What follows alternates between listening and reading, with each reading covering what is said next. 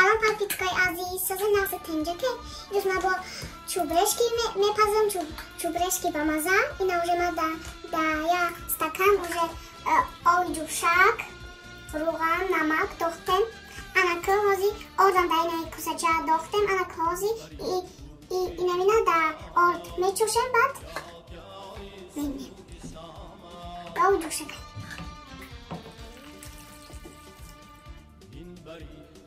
و استکم که دستم نسوزه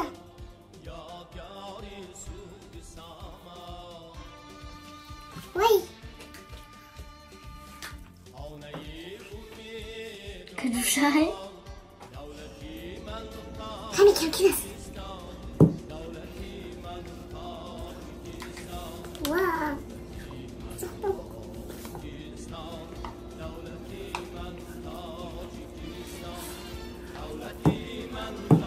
سوزی میکنی چی نگودم آر بودش کرای چوب برشتی با موزه میکنم این آدم خوش رو میکنه کی خوش رو بیایم هم با موزه بیایم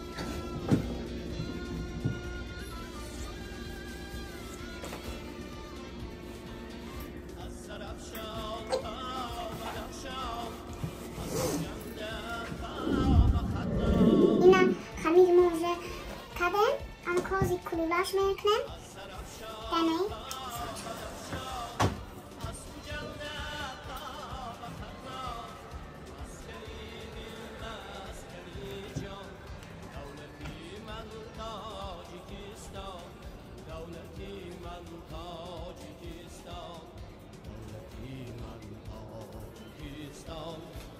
باز نخلی کلولاش کنم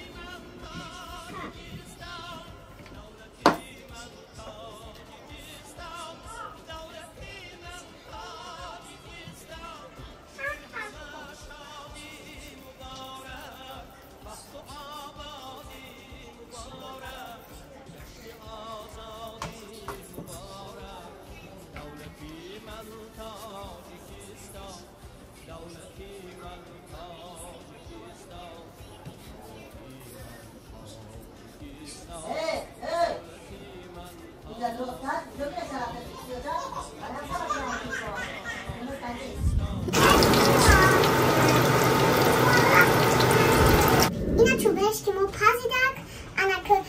فکر میکنم که با مزه پختگی های ما همش کردم نه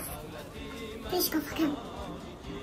که ویدیوم تماشا کنه با دکانتر نسه چای ویدیو کنیم شما نسته که بذاری که آخری چیز پزیدم انا که با دیگه چیز نسته که ویدیوم تماشا کنه با دکانتر نسه چای ویدیو کنیم مال خیلی